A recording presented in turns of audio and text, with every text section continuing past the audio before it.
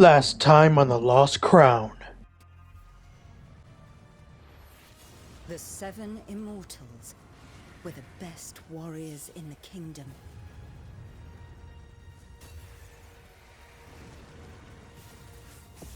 One of them would become a legend.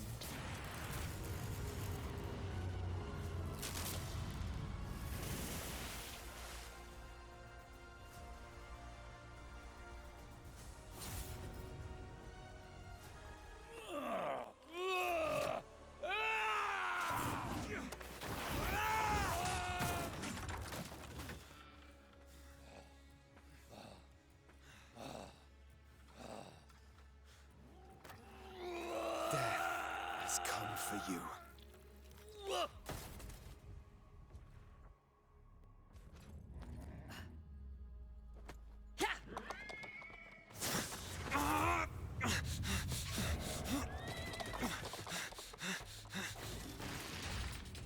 I'll find you, Hassan.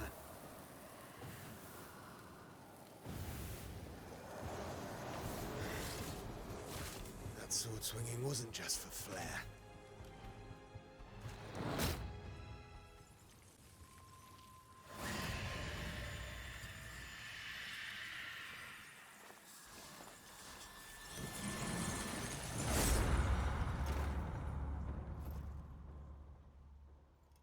We are not welcome here.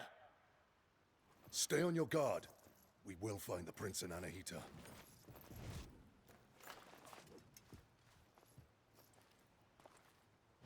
We go east. We don't go anywhere. You'll only slow me down. You're on your own. Hola amigos, Ghost here, and today we continue our journey into Prince of Persia, the Lost Crown. Persia is in crisis. For decades, Persia had suffered from drought, leaving it weakened. The Kushans, warriors from the east, took advantage of this and struck at the very heart of Persia, the Imperial capital of Persepolis. Persia was doomed until the Seven Immortals, the best warriors of Persia, arrived on the battlefield. The youngest of them, Sargon, led the charge straight to the Kushans' general, and after an epic duel, defeated the general. The Kushans routed, Persia was saved. But one crisis would be replaced by another. After celebrating their victory against the Kushans, in which Sargon was personally gifted a royal sash by the queen and her prince, a betrayal occurred. General Anahita, Sargon's mentor, kidnapped Prince Hassan and traveled to Mount Qaf for an unknown reason. The queen ordered the immortals to save Hassan at all costs. But after arriving at the capital of Persia, all was not right. Time was distorted, and now Sargon and his companions are trapped in Mount Qaf. Sargon must save Prince Hassan and survive the dangers of Mount Qaf. Let's do this!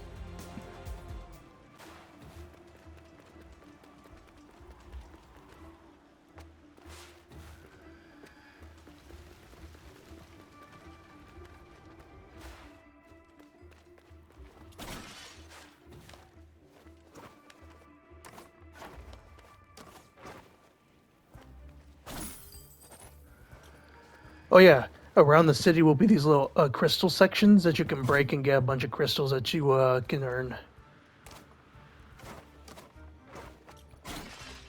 And if you break pots, you can always sometimes get some too. Alright, let's see. We broke the bridge down. Now let's look at this.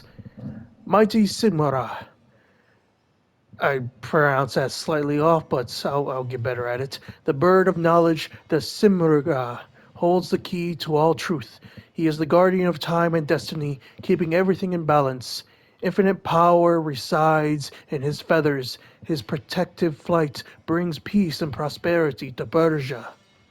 Those lucky enough to be touched by his shadow are forever protected from the forces of evil, and misfortune will befall anyone who tries to harm him. Let the poets sing of his exploits, let philosophers meditate on his teachings, let warriors gain his wisdom. Pretty cool. Pretty cool. Alright.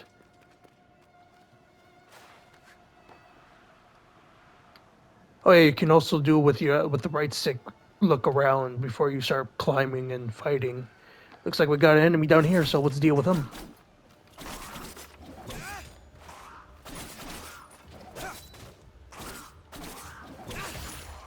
These bastards are tanky, I will admit.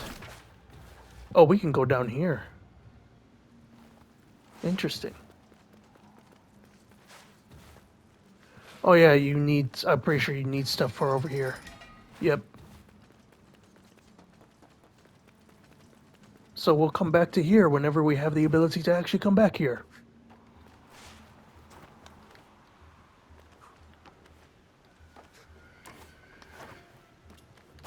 Yeah. Got it. Oh. Let's deal with that archer first. Got him. Come on. Oh, come on. I think there's a way to give the enemies health bars just so that you can see what,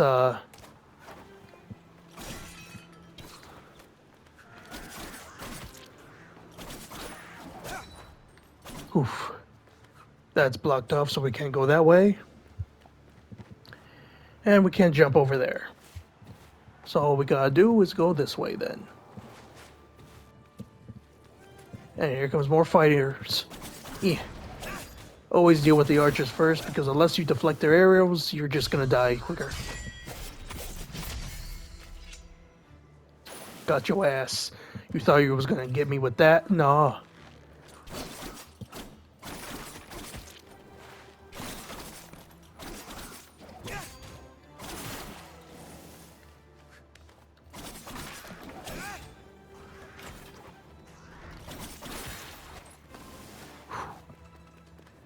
Alright, we're surviving these encounters because there's less enemies to deal with, but we're doing alright. Looks like we gotta go down there, because this way is blocked. Ooh, another one of these. The Sumura's protection. The Sumura is justice and the measure of all things. From the plains of Fars to the Nile River, the protective shadow of his majestic flight tempers the warmth lavished by Mithra. I think that's how that's called.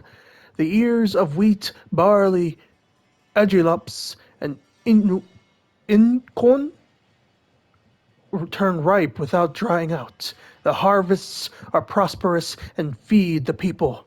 As long as his wings grace the Persian sky, happiness and prosperity will reign. So basically, the big bird is very important to this universe's Persia. I'm not sure if this bird is a real thing in real Persian folklore / mythology, but yeah, I know what wheat barley is. I don't know what the other two things are. I think one is corn, not gonna lie. The other one I have no idea, but either way, a cool little thing to read. And I'm sure there's more of them to see. Ooh, what's this?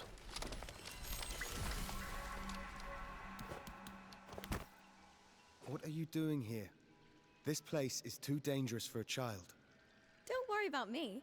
I know the citadel better than anyone. I know every step. I even go where others can't. I've chatted and argued with every creature, and I know every tree here. Like this one. Are they all like this? These trees are special. They're called Wak-Wak. They have the purest of Athra. So, stand beneath its leaves to restore your energy. There are many Wak-Wak trees throughout Mount Qaf. Tell me, you say you know all here. We're in search of soldiers like us. Our prince is being led by a general. Have you seen anyone like that? A prince? There hasn't been a prince here in so long. I've only seen you. Well, if you've lost your friend in Mount Qaf, then you're going to need an Eye of the Wanderer. What's that? It's a very rare, very ancient thing. Here, for you. New item acquired. Eye of the Wanderer.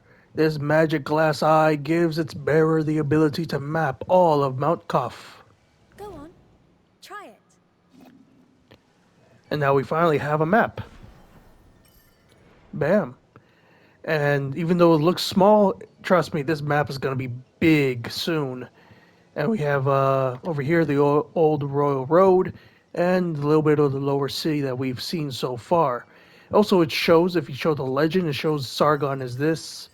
The Wak-Wak tree is that next to him.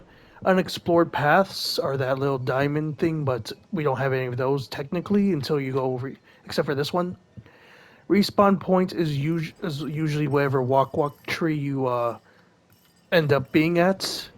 Last death is, well, yeah, the last death. And then there's a one-way blocker, which reveals that there is paths to the game where you have to go to through different routes to unlock those areas. And there's also personal markers that you can place. And other than that, there's also collectibles, as you can see up there.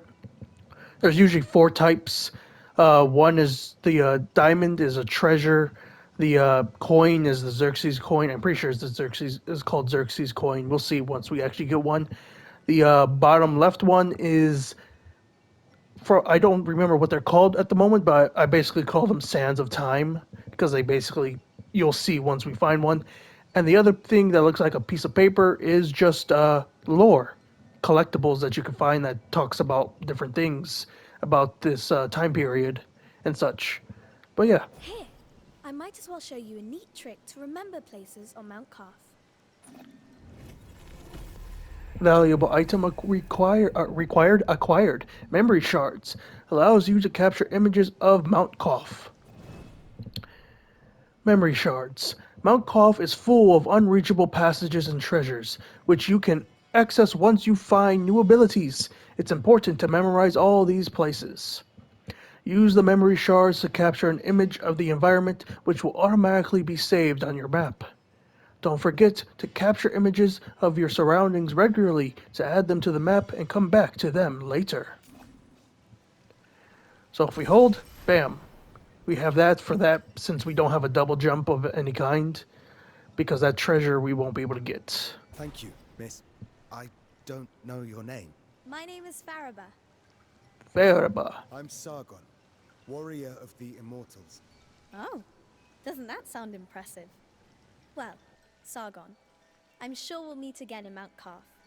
I'll share my discoveries with you when I can, but I'll need time crystals to do it. Time crystals? Welcome to Mount Qaf.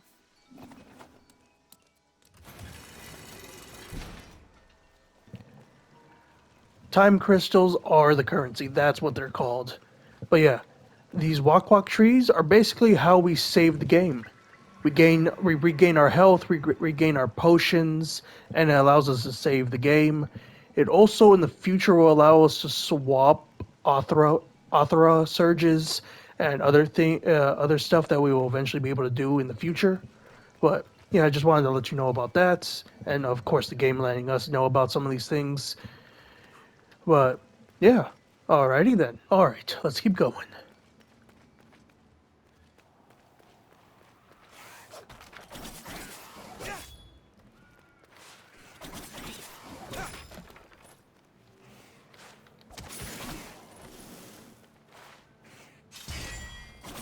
I forgot about these spear guys. They are annoying to face. But I dealt with them pretty easily.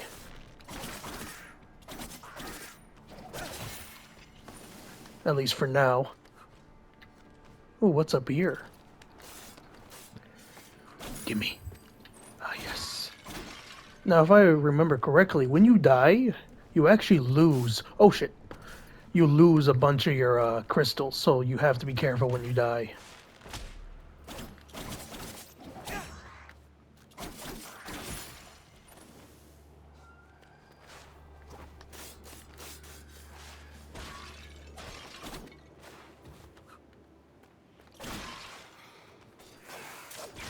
Oh, fuck. Okay, gotta heal. Gotta heal. Almost just died again.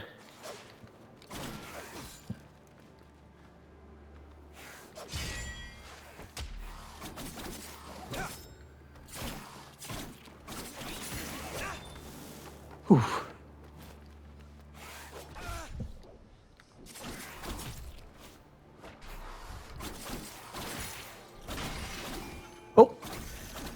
Secret wall. Gonna find a bunch of those, I bet. That does not look safe. That also does not look safe. Well, time to die.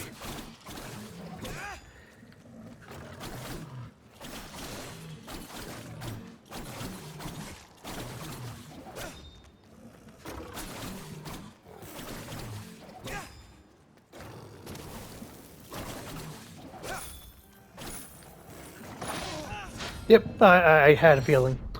I had a feeling going into that small space was going to get me killed. And look at where we're back at. So yeah, every time you die, you come back to wherever Wak-Wak tree you were last at, or any last respawn point that the game gives you. And I think we did lose like 20 or so time crystals, so that sucks. And now we have to reface all the enemies again. Well, at least I will have to. With the power of editing, you'll just see me back at where I was at previously. So yeah.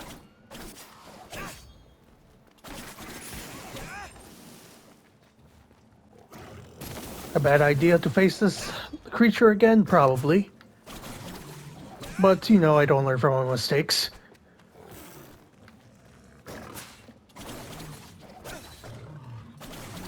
Unless when I do.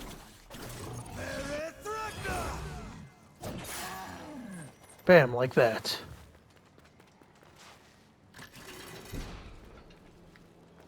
Where does this take us? Oh, okay. See, like I mentioned earlier, the things block our way. That literally just brought us back to be able to go to the Wak-Wak tree, but then be able to bypass a bunch of the enemies right here, which is helpful, especially since we have no health potion currently. Real quick, let me check out up here, see what's... Oh, another one of those.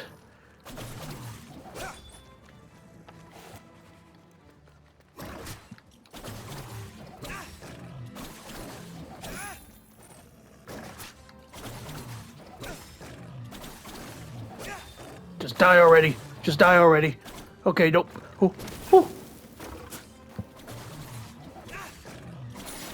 Okay, thank God.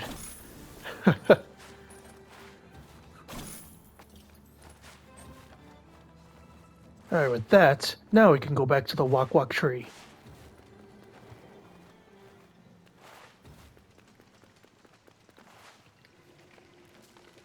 Refill on health and our one potion.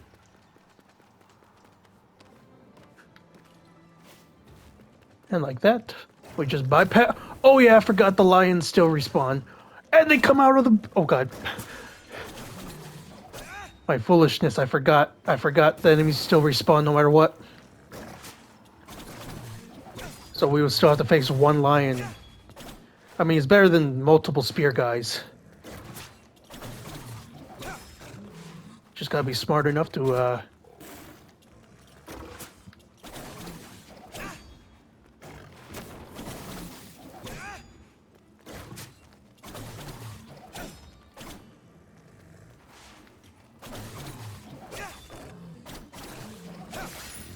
Gotcha. Alright, alright.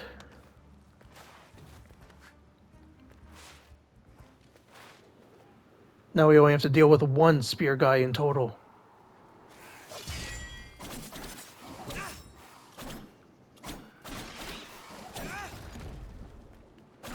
Oh, he's now down there. Doesn't matter. He can stay down there for all I care. Another crystal thing. Oh, sneaky bugger. Waiting for me to deal with the crystal. Gotcha. Okay. Break this. Breaking those, as you can see, brings about rebuilding of structures that collapsed. And this allows us to go up to a new area. Sargon, up here. Whoa, what the?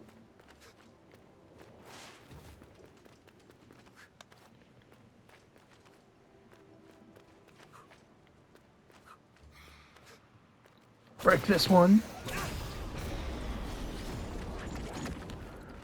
What the hell are these? Oh! You fucker. Come back here.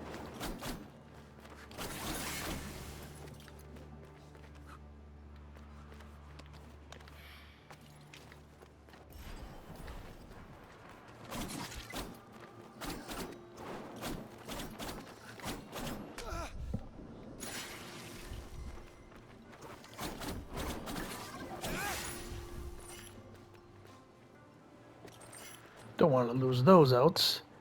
We'll need as many of those time crystals as possible. Plus the extra health ones were pretty useful. Don't know where this leads. We'll see in a moment because I think you have to go up higher to see Prince Take the Hassan. prince to the Simor gate. Anahita! Don't you dare harm him! If you want Prince Hassan back, come and get him! Anahita!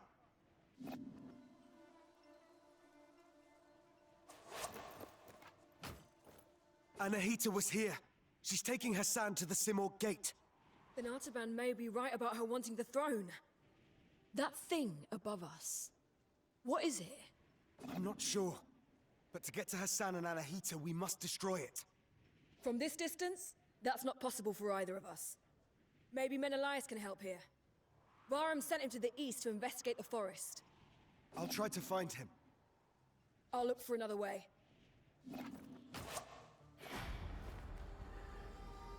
I love how this is technically a roadblock for our quest, even though she can literally jump like 30 feet in the air. Gaming logic, you gotta love it. But let's take a look, because with the quests, we have a new bunch of dialogue to read. Sargon spotted Anahita and Hassan at the top of the colossal statue that once towered over the ancient city. The statue was destroyed when time shattered. The frozen fragments slowed down Sargon's progress. And hopefully we can find Menelaus in the forest to be able to continue on with our progress. Also looks like we have a new lore piece. Obviously the Eye of a Wanderer. So, I assume we have to go this way since there's an actual forest symbols here. I think what we're going to do is probably go this way real quick. Because if I have a feeling there's going to be a Wak-Wak tree. Or Wak-Wak. Yeah, I think there's going to be one. And what is this? This looks like a treasure that we can't get to at the moment. I believe so. Anyway, let's keep going.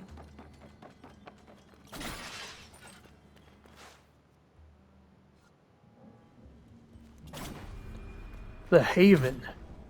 Interessante. What brings you here, traveler? My allies and I are in pursuit of a traitor. Then you and the others are trapped here too. Mount Qaf has seen its share of travelers. Many are lost within the web of time's curse. Beware, warrior. Death and misery roam the citadel. I've seen my share of death. Even the most determined of warriors must be prepared. Take this. Its unique properties will aid you. Just know that each one is precious and can only be changed at a Wak-Wak tree. I'll make good use of this. New amulet unlocked. Blessing.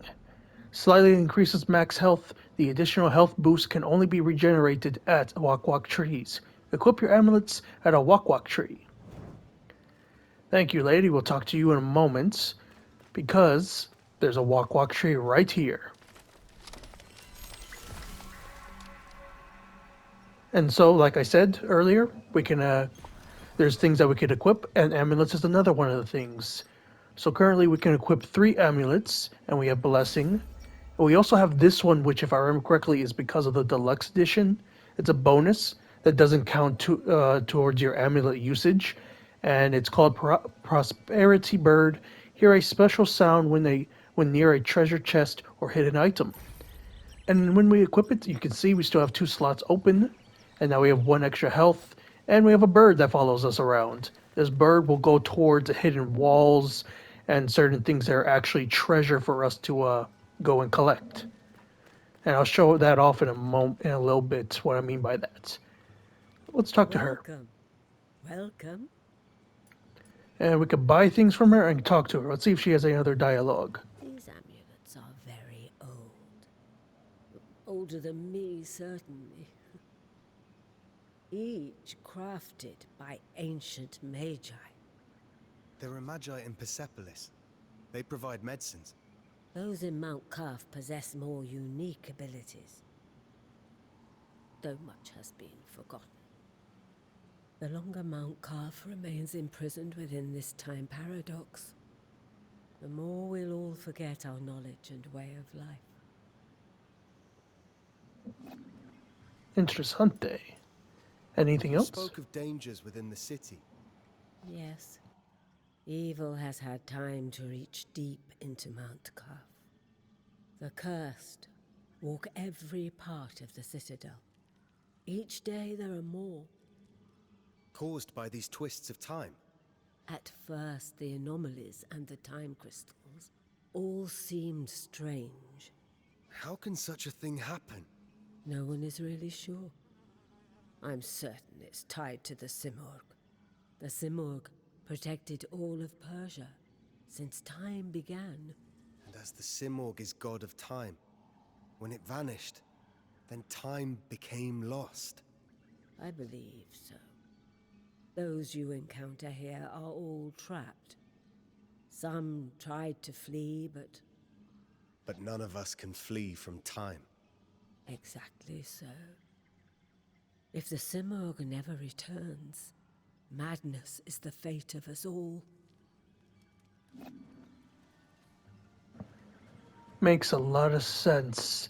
And of course, since most Prince of Persia games deal with some type of time shenanigans, it makes a lot of sense that if the goddess, the god of time, is no longer here, that things are bound to go bad. My amulets will aid your journey. Fair enough. Let's see what she got. So we can buy things and upgrade things. Buying, we can buy a Soma tree petal from the Soma tree's mythical flower of immortality. We can buy another amulet holder, which will increase it by 1. So they are called Xerxes, which is another king of Persia, which pretty sure both Xerxes I think there's 2 of them called Xerxes. They existed roughly within the same century. Not sure if they came after King Darius or before him. Don't quote me on that. I do not remember at the moment. But yeah, these things are used for unique items and such in the future. Then we can buy Horned Viper, slightly reduce incoming poison effect damage. And this is a amulet we can select and put on if we buy it. We can also buy additional healing potion, which will allow us to have 2 instead of 1, and also potion efficiency +1, which slightly increases the healing effect of our potions. And of course, we only have 413. One thing I do like to get is more healing potions, so I think I'll hold off on getting anything at the moment. But yeah, that's basically what she provides to this area. And now let's go up here. Because this, even though we don't have access to it at the moment, this, if I remember correctly, leads to us being able to upgrade our weapons and amulets. But once we actually get hold of that place, we will go there immediately when we can. Over here is something we can't use at the moment. This is a fast travel thing.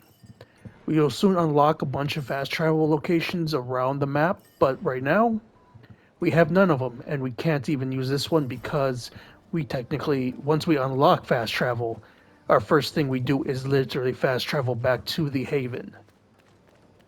But yeah, other than that, we have another guy. Artaban. Sargon, Varum saw Anahita's guards, and he's in pursuit. As for me, I cannot continue. Time flows differently here. My mind is playing tricks on me. I can't discern the truth from the imaginary. Artaban, thank you for being honest with me. Does this mean you're retreating? I'm not giving in just yet. I intend to serve until my last breath. After all, if Anahita really has changed loyalties, I believe you're short of a sparring partner.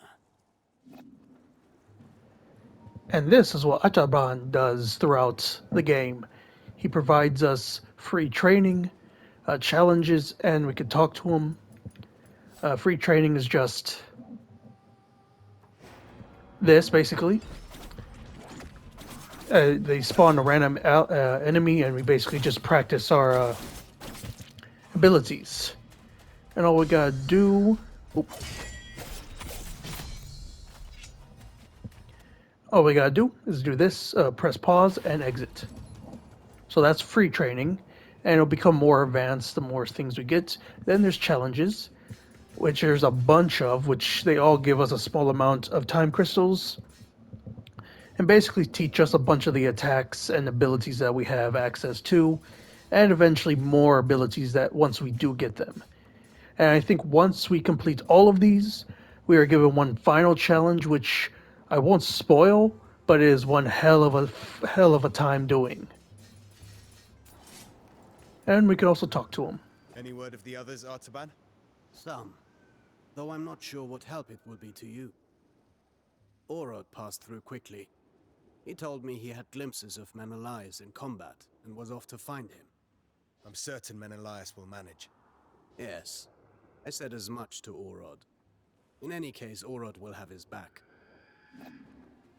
You know, Sargon, I'm not entirely sure it's a good idea that we mortals remain separated. Well, it made the most sense to split up and find them. I agree, at least at the start. But this place has too many tricks. We should regroup. You may be right, Artaban. But I don't think it'll be long before we have Anahita cornered. I'm sure you, as much as the rest of us, are eager for her explanation. I have to know why she's done such a thing. If there is anyone who can figure this out, it's you. I appreciate your faith in me. If there is anyone who can figure this... Fair enough. Artaban is the homie. And also figure out the way to skip cutscenes dialogue that you overheard is just hold down the circle button. But also we have this that we can't get to, so I'll just leave one of those memory things for it. If I remember correctly, we get double jump at some point, and that will probably be what we'll need to actually get this. But yeah, besides that, I may come back to do some of those challenges in a little while. But now what we're going to do is head to our left again. Because I'm just going to call this is an elevator. And if I remember correctly, it will take us up and down depending on which area of the elevator we're actually at. Currently, I think it will only take us to the upper city, which is up here. And I don't think we should do that at the moment, but I'm just calling it because usually once you call it, it stays where you're at. For the most part. But yeah, like I was saying, this is something special because you can see the bird is like, hey, yo, there's something here. So, I'm going to leave a memory. And it does stay there. I know the game does say for you to hold the thing down for you to have the memory actually be placed, but you actually just have to tap it once and it works like that. Alright. So we have two options to go. We can't go up that way, but we can go this way. And we can go that way. So, we're going to go this way first, the left side.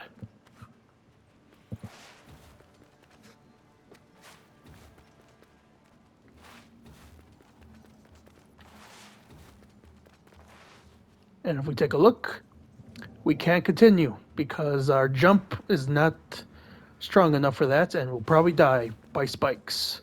But I just was curious to see where this led. Clearly, it comes around like this, and it may lead back to over here, possibly, but we'll see in the future.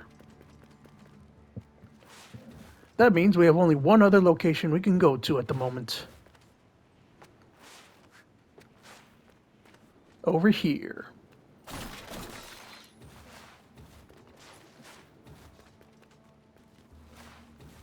Ooh.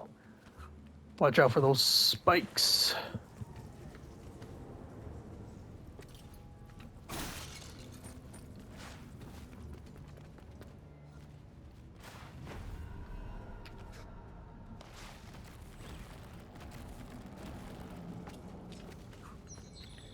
Hey, Do it's... tell me you found a path to Prince Hassan and Anahita. No. Have you? It seems they avoided the depths of the citadel. Only the most abominable creatures lurk in the darkest reaches. I do my best work in the shadows, and Hassan is not here. Don't take unnecessary risks. Thanks for the warning, Rajan. Thank you, Rajan. Also, I'm not sure what her design to me culturally looks like. Well, it's clear it's more of that thin assassin type of trope. Thin body, lengthy, being able to hide in the shadows and such. The mask definitely does have a mix of Greek, Persian type of design, but overall, not sure where she's from. Though, I won't spoil things. There is a DLC that takes place in the middle of the game, and it does involve her, so we might be able to learn more about her then. But it looks like we are able to continue on forward, at least a little bit. So, let's see. What in the pus field is that? Ow, whatever we just landed on hurt.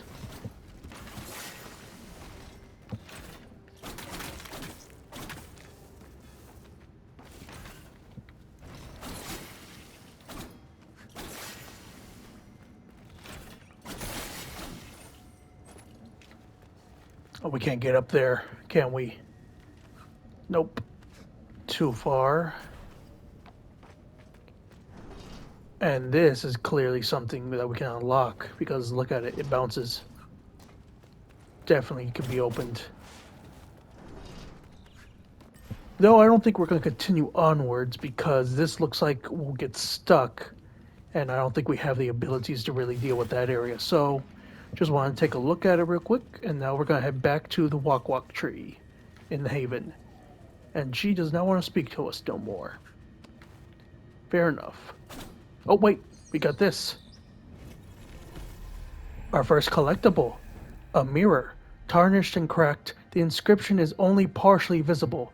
Long, heart, reflect. Got it.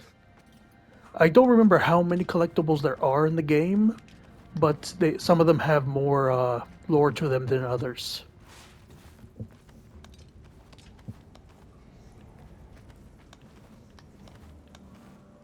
Ooh, just barely almost got hit by the metal.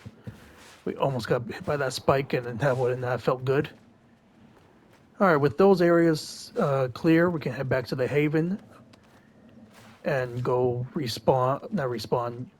the Wak-Wak tree just to refill our health. And from there, I'll decide to either do the current challenges we have access to, or continue on with heading towards the forest.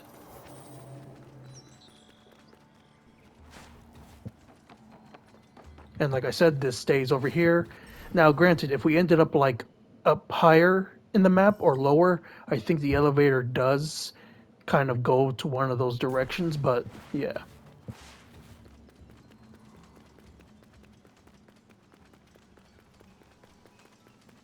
Alright, interact. Get our health back.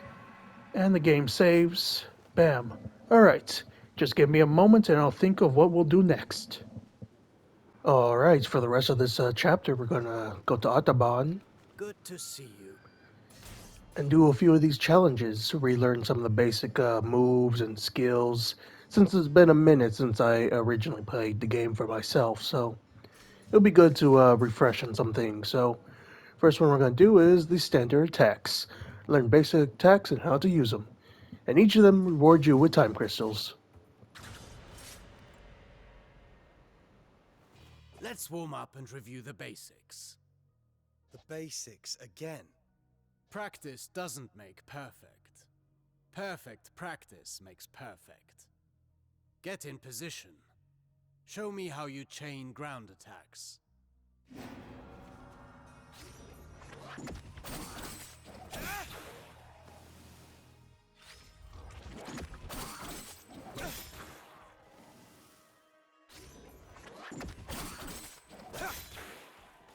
Very well. Bear in mind you can redirect your next attack. Since you propel your opponent away with your last strike, that's the end of the chain. At close range, the sweep is good against smaller foes. You can also chain attacks afterwards.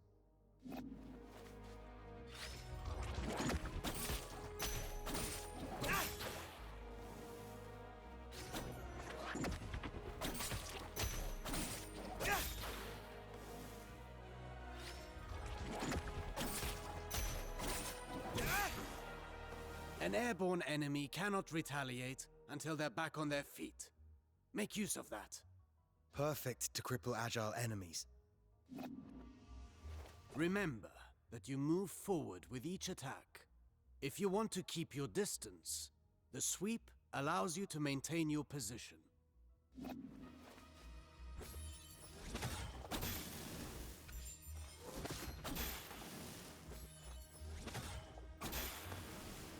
This doesn't suit your style, but some situations might require you to take such precautions.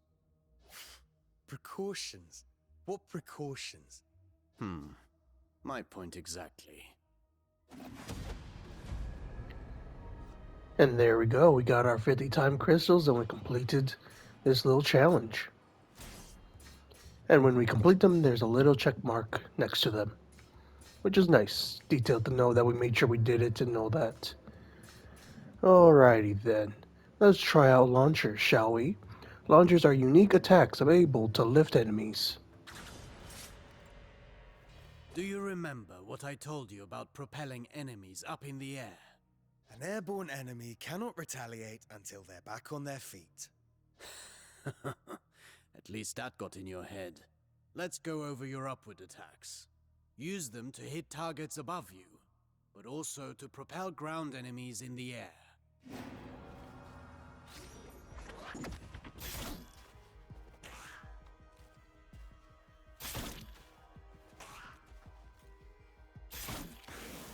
A word of warning. Using the same upward attack twice in a row will lessen its effectiveness. You can also use an upward attack in a fighting combination. Be sure you're within range to strike.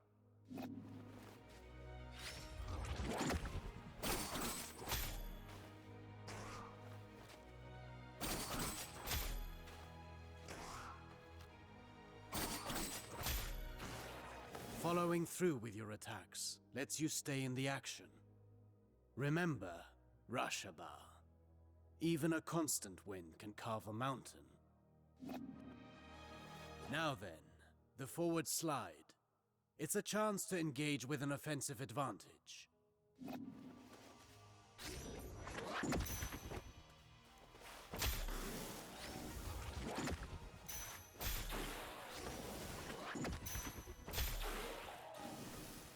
Closing the distance. That suits me. Now let's combine everything. Chase the enemy mid-air after your upward attack.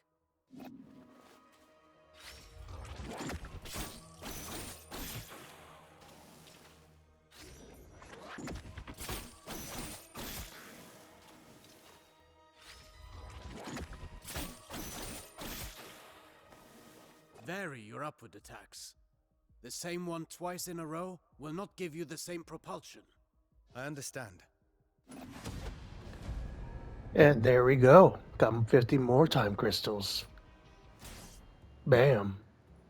Looks like we only had enough time to do standard attacks and launchers. Next time, I might be able to do the rest of the challenges before we head towards the forest, but we will see. And with that, we conclude today's chapter of our journey into the Lost Crown. I hope you all enjoyed the chapter. I certainly did. Until next time, it's a Ghost, signing out.